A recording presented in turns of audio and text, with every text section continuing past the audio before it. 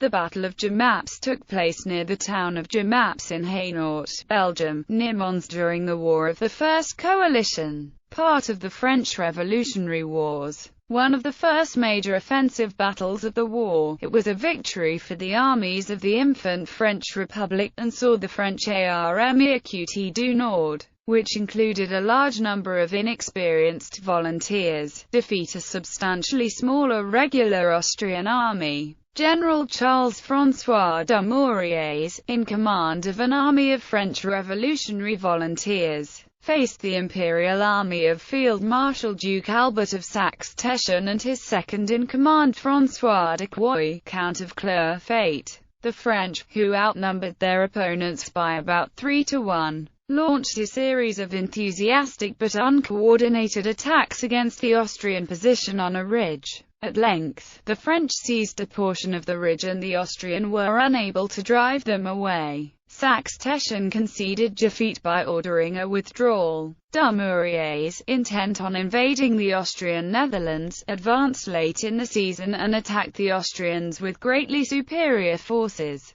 Jemappes was won by costly but effective charges against the Austrians' prepared position. Mauriers overran the Austrian Netherlands within a month, but lost it at the Battle of Neerwinden in March. The French would not reconquer the Austrian Netherlands until the summer of 1794. Background: in the summer of 1792, Charles Mauriers, the French foreign minister and commander of the Armée Courte du Nord, had believed that the best way to prevent an Austrian and Prussian invasion of France was to invade the Austrian Netherlands. But the Allies had launched their invasion before Mauriers was ready to move, and he had been forced to move south. The Allied invasion had been at Valmy on the 20th of September, where the French army stood up to an artillery bombardment, and proved that it would not flee at the first sign of opposition. The Allied commander, the Duke of Brunswick, was not willing to risk a full-scale assault on the French line, and withdrew after it. This left Mauriers free to move north, to first lay siege to Lille in late September and into early October, and then to launch his long-planned invasion of the Austrian Netherlands. His original plan for a three-pronged invasion had to be changed, as the promised resources to achieve it proved unavailable, and instead, at the end of October, he concentrated most of his men in front of Valenciennes and marched towards Mons, and the way to Brussels. Opposing forces. Austrians. The Austrian army was commanded by Duke Albert of Saxe-Teschen, the governor of the Austrian Netherlands. Although he had more than 20,000 troops available, they were scattered in a long defensive line, and so at Jemappes he fought with only 11,600 infantry, 2,170 cavalry and 56 guns. With this power, he tried to defend the 5-mile-long Cuesmes Ridge which ran from Mons in the Austrian left to Jemappes on the right side. The Austrian right was commanded by Franz Friar von Lilien, the centre by Franz Sebastian de Quoy Count Clerfayt, and the left by Johann Peter Friar von Bewley. Lilien had 7 companies and 4 infantry battalions and 3 squadrons of cavalry on their left, while Clerfayt had 3 infantry battalions and 4 squadrons around the village of Cuesmes, and Bewley had 3 battalions of infantry on the hills south of Berthymont, with 5 companies of infantry and a squadron of cavalry guarding his left. 2 other companies were further to the left around Montpellier, and an infantry battalion was at Mons. The Austrian army positioned themselves on the marshes around the Trulli groves and rivers, with 2 dams to their rear. The only other way for a retreat was via Mons. French Mauriers had twice as many men as the Austrians. His own Armée Courte du Nord contained 32,000 infantry, 3,800 cavalry and 100 guns, and was supported in Jemappes by a further 4,000 men and 15 guns under General François Harville. Mauriers' infantry battalions contained 13 volunteers from 1792. Harville's men were also volunteers, but most of the older commanders were either experienced soldiers or aristocrats. The most obvious example was the commander of the French centre, the Duke of Chartres, who had assumed the name of General Égalité, and would later become King Louis-Philippe of France. The right wing was commanded by General Pierre de Riel, Marquis de Bournonville, and left of General Louis-Marie de la Caussade-Ferron. Harville was to reinforce the right.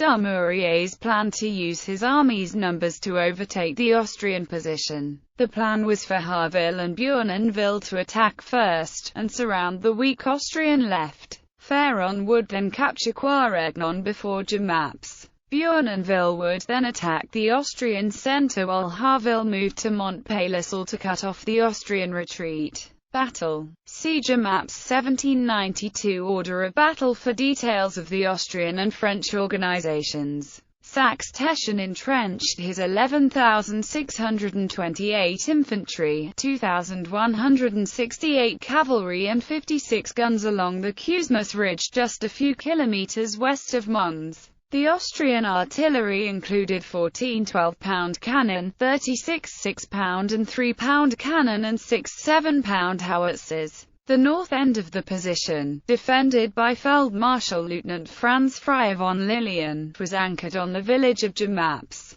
Feldmeister Count Clerfayt commanded the centre and Feldmarschall Lieutenant Johann Peter Bewley led the left wing. The Austrian right wing faced to the west, while the centre and the left wings faced toward the southwest. The village of Cuesmes lay behind the Austrian left. One flaw in the position was that an Austrian retreat could only be made across a single bridge over the Haine River. Mauriers had 32,000 infantry, 3,800 cavalry and 100 artillery pieces. He expected to be joined by an additional 4,000 troops on the right under General Louis-Auguste Juvenal des Erzensdavel. Mauriers planned to turn both Austrian flanks. Accordingly, he divided his army into two wings, giving General Jean-Henri Bicquet-Ferron command of the left wing and General Pierre de Riel, Marquis de Bournonville control of the right wing. The French army was made up of a motley collection of Royal Army, Volunteer, and National Guard units.